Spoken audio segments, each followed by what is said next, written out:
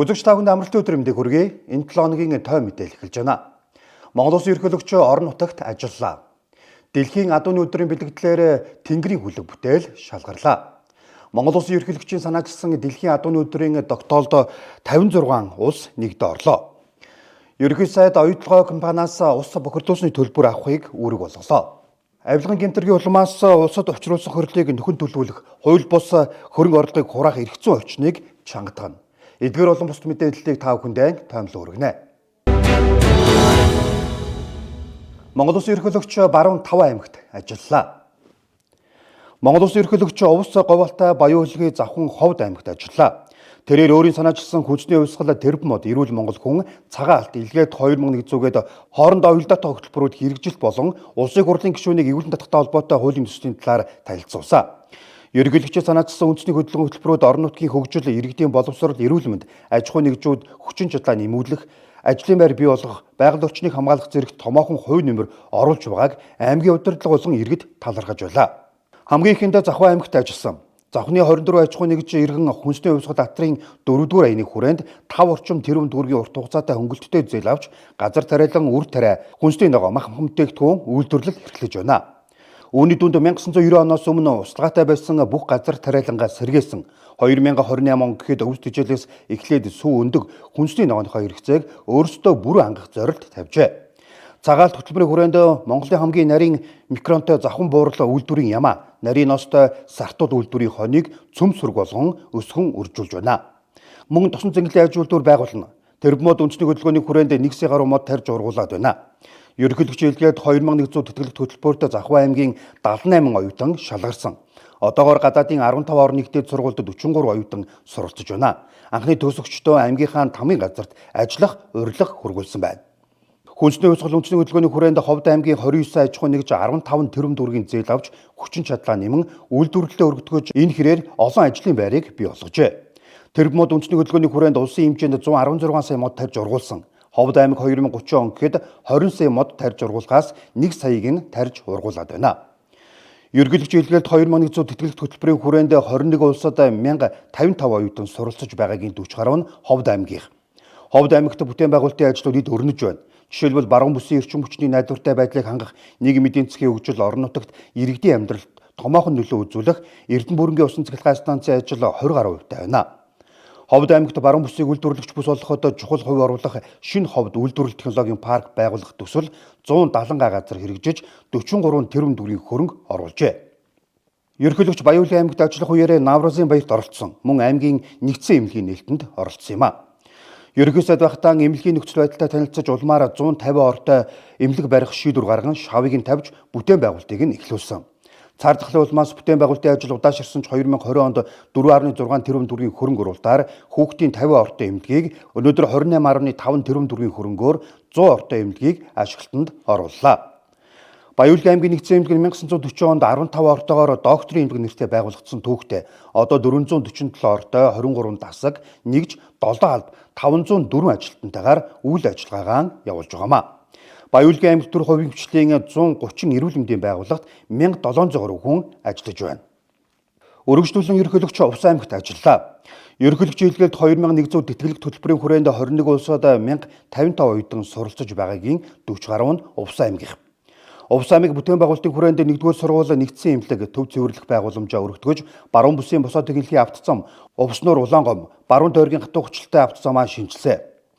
Увс Ховд аймаг чиглэлийн 163 км автозамын бүтээн байгуулалтыг эхлүүлсэн. Цаашид аймгийн төвийн 6 сумтай холбосон 164 км, Улаангом хандгаатын замаас Сахил сум чиглэлийн хатуу хүчлэлтэй автозам үр тариа хадгалах агуулга бүх мөрөн өндөр хангаал сумын сургуулийн барилгын ажлыг эхлүүлжээ. Өргөжлүүлэн ерөнхийлөгч Говьалтай аймагт ажиллаа. Говьалтай аймаг эрүүл мэнд боловсролын салбарын хөгжлөөр улсдаа тэргүүлэхийг зорж байна. Хорт хавдраа шалтгаалсан нас баралтыг 15%-аар бууруулж чадсан. Цаашид хүний хөгжлөөр бусдыгаа манлайж дундаж наслтыг 80-аас дээш болгох зорилт тавьжээ. Говьалтай аймгийн аргуур аж ахуй нэгж иргэн хүнсний хувьсгал атрын 4 аянд хамрагдаж 1.3 тэрбум төгрөгийн зээл авч тоног төхөөрөмжөө шинжилээд байна. Орон нутаг жижигдэн үйлдвэрлэлээ хэмжихээр өнгөрсөн онд 300 сая төгрөгийн дэмжлэг үзүүлсэн. Мах сүнс өмгөөлөгчдийнхээ хэрэгцээг өөрсдөө хангадаг. Хүнсний бусад хэрэгцээг 100% хангахыг зорж байгаамаа. Тэрбумод үндэсний хөдөлгөөний хүрээнд тарьсан 8.5 сая заг 80 орчим хувийн ургалжтай байна. Өнгөрсөн жил Атай хотод үйлчлэгээтэй орон сууцны зохицлбор готхон бигэр буг цумд орон сууц барьсан. Таашир шухуу үйлдвэрийг ашиглалтанд оруулснаар шинээр 200 орчим ажлын байрыг бий болгожээ. Говьолтой аймагт 18 тэрбум төгрөгийн хөрөнгө оруулалтаар цэвэрлэх байгууламж 31 км хатуу хүчлэлтэй автозамын ажил эд өрнөж байна. Дэлхийн адууны өдрийн бэлэгдлэр Тэнгэрийн хүлэг бүтээл шалгарлаа. Монгол Улсын шадар сайд гавыг гаргалуулсан Дэлхийн адууны өдрийг зохион байгуулах ажлын хэсгийн 4-р хурал боллоо. Бэлэгдлийн загварыг эцэслэн баталсан. Хуралдаанаар Дэлхийн адууны өдрийн дэлгэрэнгүй хөтөлбөр урай бэлэгдлийн загварыг эцэслэн батлах, морин парад зохион байгуулах маршрут төсөв, олон улсын морин хуралдаан зохион байгуулах зам журмын төсөл зэрэг асуудлыг хэлэлцээ. Энэ үеэр Дэлхийн адууны өдрийн лого бүтээх хуралдаанд нийт 30 уран бүтээлчийн 63 лого ирүүлснээс ажлын хэсгийн гишүүдийн олонхын салдаар уран баримлж очир болдын Тэнгэрийн хүлэг бүтээл шалгарлаа. Тус баримлал нь Монгол Улсын төрийн сүлднээс санаа авч морийг далавчтай дүрсэлж тэнгэр өөд тэмүүлэх хүсэл хиймрийн дэд илэрхийллийг бэлэгджээ.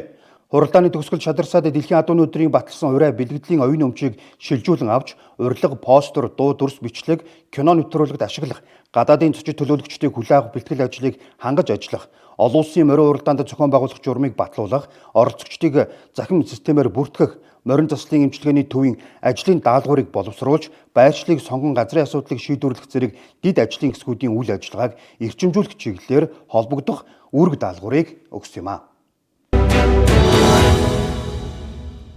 Монгол Улсын ерөнхийлөгчийн санаачилсан Дэлхийн адууны өдрийн тухай тогтоолд дэлхийн 56 улс нэгдэ орлоо. Дэлхийн адууны өдрийг тохиолдуулан 7 дугаар сарын 11-ээс 13-нд Төв аймгийн Аргалант цум хүү 7 удаа жил бүр зохион байгуулна. Монгол Улсын ерөнхийлөгч хурлцгийн санаачилсан Дэлхийн адууны өдрийн тухай тогтоолыг Нэгдсэн үндэсний байгууллагын Ерөнхий ассамблеийн 79 дугаар чуулганы 2025 оны 6 дугаар сарын 3-нд бүгд хуралдаанаар хилцсэн баталсан. Дэлхийн адууны өдрийн тухай тогтоолд Австри, Бахрейн, Бразил, Солонгос, Хятад, Орос, Герман, Венесуэл, Португал, Таиланд, Катар, Япон, Турк, Киргиз, Казахстан зэрэг 56 улс нэгдэ ороод байна. Үндэснийх баяр наадмыг зохион байгуулах хороо үндэснийх баяр наадам их Монгол улсын 820 жилийн ой Дэлхийн адууны өдөр арга хэмжээг тэмдэглэн өнгөрөхтэй холбоотой арга хэмжээний төлөвлөгөө төсвийг нэгтгэн зохион байгуулалтын ажлыг уялдуулан бэлтгэл ажлыг ханган ажиллаж байна. Ерөнхий сайд оюутлах хувьцат компаниас ус бохирдуулсан төлбөр авахыг үүрэг болголоо. Ерөнхий сайд Дэлхийн усын өдрийг тохиолдуулан засгийн газрын хэрэгжүүлэгч агентлаг усны газарт ажилласан. Улсын хэмжээнд өнгөрсөн онд 682 сая метр кубоос ашигласан. Үүний 252 сая метр куб нь буюу 3.1 нь ус бохирдуулсан төлбөрт 7.5 тэрбум төгрөг төлсөн. Энэ төлбөрийг бүрэн гүйцэд авч чадсан бол 2025 онд улсын төсөвт 20 гаруй тэрбум төгрөг төвлөрүүлэх байсан байна. Хамгийн их ус ашигладаг 10 компанийн нэг болох оюутлогоо компани сүүлийн 15 жилийн хугацаанд ус бохирдуулсан төлбөр 1 төгрөг төлөөгүй өнөдөр хүрчээ. Усны газар 2020-с 2025 оны хугацаанд компани бохирдуулсан усны төлбөрийг Эрдэнэ төлбөрийн жишгээр тооцоолж үзэхэд 5.1 тэрбум төгрөг болж байгаа юм. Оюутлогоо компани зүгээс гэрээгээр хүлээсэн ийм үүрэг байхгүй гэж тайлбарладаг талаар усны газрын дарга хэлсэн. Нэгдсэн үндэсний байгууллагын усны конвенц доктортой хөгжлийн зорилт хүчин төгөлдөр мөрдөгдөж байгаа хуулиудыг үндэслэн тус компаниас ус бохирдуулсны төлбөр авах бүрэн үндэстэй гэж ерөнхий сайд байр суурь илэрхийлсэн. Тиймээс зөвхөн оюутлогоо компани гэлтгүй ус бохирдуулж байгаа бүх компаниас хуулийн дагуу төлбөрийг авахыг усны газарт үүрэг болголоо. Оюутлогоо компани 2020-с 2025 онд жилд 12.3 сая метр кубээс 17 сая метр кубоос бохирдуулсан гэж усны газар үзэж байгаамаа. 23.679 24.677 дараагийн мэдээлэл танилцуулъя. Авилгын гэмтэрэг улмаас улсад учруулсан хордлыг нөхөн төлөвлөх хууль бус хөрөнгө орлогыг хураах эрх зүйн орчныг чангатгана. Монгол Улсын ерөнхий сайдын 2025 оны 75 дугаар захирамжаар байгуулсан төлбөрийн чадваргүй улмаас санхүүгийн эрсдэлд орсон татан буугдсан банкнд байршиж байгаа тусгай зориултын сан төрийн байгууллага төрийн өмчт хууль этгээдийн хөрөнгийг буцаан төвлөрүүлж төрийг хохирлгуулах ажлыг шуурхай зохион байгуулах үүрэг бүхий ажлын хэсгийн ажлын явц үр дүнгийн талаар засгийн газрын хуралдаанд танилцуулсан. Ажлын хэсэг энэ хугацаанд татан буугдсан үйл ажиллагаа нь доголдсон банкнаас 60.67 тэрбум, хөгжлийн банкны зээлдэгчээс 67.2 тэрбум, нийт 127.87 тэрбум төгрөг буцаан төвлөрүүлжээ. Тус ажлын хэсгээс боловсруулж танилцуулсан авилгын гэмтэргийн улмаас улсад учруулсан хохирлыг нөхөн төлөвлөх, олсон хууль бус хөрөнгө орлогыг хураахад эрүү иргэний хуульд нэмэлт өөрчлөлт оруулах, мөн актив удирдлагын компани тухай хөрөнгө орлого хураах албадлагын арга хэмжээг хэрэгжүүлэх тухай ангадах хуулийн төслийг нэн яаралтай боловсруулж засгийн газрын хуралдаанд танилцуулан улсын хурлд өргөн барихаар даалгалаа. Монгол хүн баялагынхаа эзэн зөвлөлдөх санал суулгын 1-р шат эхэллээ. Монгол Улсын засгийн газрын 2026 оны 48 дугаар тогтоолоор газрын баялагын өгөөжийг үндэсний баялагын санд төвлөрүүлж, одоо ба ирээдүйн үеийн иргэн бүр тэгш шудрах хүртээх, уг сангийн орлогыг нэмэгдүүлэх, хөрөнгийг арвижуулах, зүй зохистой зарцуулах асуудлыг шийдвэрлэх арга замын талаар иргэдтэй зөвлөлдөх зөвшөлтчлийг хангах зорилгоор зөвлөлдөх санал асуулга явуулахаар шийдвэрлэсэн.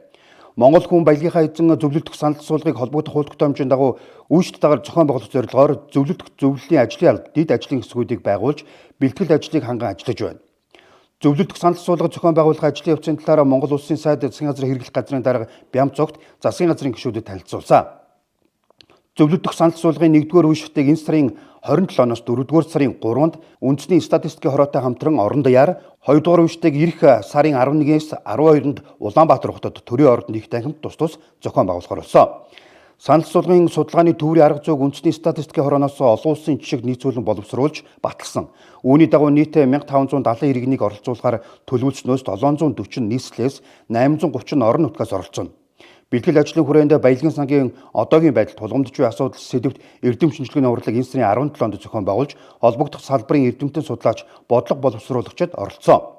Уул уурхайн салбарын төлөөллийг оролцуулсан хилцүүлэг энэ сарын 26-нд банк санхүүгийн салбар болон залуу эрдэмтэн судлаачдын оролцоодоо хилцүүлгийг 27-нд зохион байгуулж, үндэсний баялагын сангийн одоогийн нөхцөл байдал, тулгамдж буй асуудал сайжруулах боломж шийдлийн талаар санал солилцсон юм а. Үргэлжлүүлэн та бүхэндээ гэрэл зургийн дууранд буулсан онцлог зургуудаас хүргэе.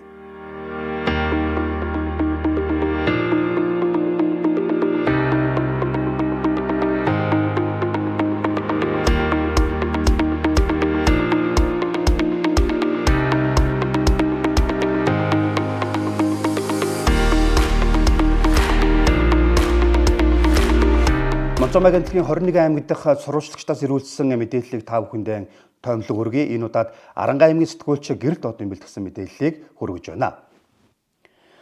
Монгол Улсын засгийн газрын хэрэгжүүлэгч агентлаг хүүхэд гэр бүлийн хөгжлийн хамгааллын ерхий газраас аймагуудад эцэгчүүдийн нэгдсэн хурлыг зохион байгуулж байна. Аранга аймгийн эцэгчүүдийн хурлыг энэ сарын 22-ны өдөр зохион байгуулсан. Эцэгхийн хуралд хүүхдийн төлөө зөвлөл, аймгийн гэмтэргээс өвчин сэргийлэх ажлыг зохицуулах салбар зөвлөл, аймгийн боловсролын газар, сургууль цэцэрлэгийн удирдлагууд, эцэг их асран хамгаалагчид, сумын хамтарсан баг, сургуулийн хүүхэд хамгааллын баг, байгууллагуудын эцэгхийн зөвлөлийнхэн оролцлоо. Хүүхдийн төлөө ажилладаг хүмүүсийн мэдлэг ойлголтыг нэмэгдүүлэх нь тэднэрээр дамжуулан бусад эцэг эхчүүд зөв ойлголт мэдлэгийг түгээх боломжтой юм. Монгол улсад хүүхдийн эсрэг үйлдвэрлэж байгаа гэмтэргийн 70% нь гэр бүлийн орчинд үйлдвэрлэдэг байна. Тиймээс хүүхэд гэр бүл хөгжил хамгааллын ерхий газраас гэр бүлийн гишүүн бүртээ ажиллах нь чухал гэдгийг тодорхойлжээ. Дэлхийн эрүүл мэндийн байгууллага нэгдсэн үндэсний байгууллагын хүүхдийн сангийн хүүхдүүдээс авсан судалгаанд эцэгчүүдийн үл хайхралт их, хүүхдүүдийнхаа юу хийж хаавар явж байгааг мэдэхгүй, асуухгүй, сонирхгүй, аригт амиг хэрэглэж үзэж байхад бүр амиа хорлох тухай бодож байхад тэд анзаардаггүй талаар дурдаад хайртай гэдэг ч хайрын харилцаа байхгүй гэж судалгаагаар гарчээ. Аранга аймагт хүүхэд хөөсөн гэмтэргийн тохиолдол улсын дунджаас доогуур байдаг. Ахуйн хүрээний аригталт, гэр бүлийн хүчирхийлэл, хүүхдийн эрхийн зөрчил, зам тээврийн осол зэрэг хүүхэд тохирч болох асуудалд хүн бүр анхаарч одоо байгаа тоог бууруулах шаардлагатайг энэхүү нэгдсэн хуралдаанаар хөндөжээ. Эцэгхийн нэгдсэн хуралдааны нэг гол агуулга нь үр хүүхдүүдээ хайрлан хүндэтгэж, эерэг зөв үгийг хэрэглэх, сэтгэл мэдрэмжийг нь ойлгож, сонсон дэмжлэг үзүүлэх, магтан сайшааж, урамшуулж байх, үр дүнтэй чанартай цагийг өрсдөө гаргадаг байх тухай ярилцжээ. Цаашид эцэгхийн үүрэг хариуцлага, гэр бүлийн ойлгоцлыг бэхжүүлэх замаар хүүхдэд хандуулах анхаарал, хайрыг нэмэгдүүлэхийг зорж тус арга хэмжээг аймаг бүрд зохион байгуулахаар төлөвлөжээ. Өнөөдөр Монгол улсын ирээдүйд Үзэгч та бүхэнд улс их орондоо өрнөсөн онцлог үйл явдлын мэдээллүүдийг томилго хүргэлээ. Анхаарлаа хандуулсан үзэгч та бүхэндээ баярлалаа. Шинэ 7 хоногт шинэ мэдээллээр эргэн уулзъя. Баяр та үзэгчдээ.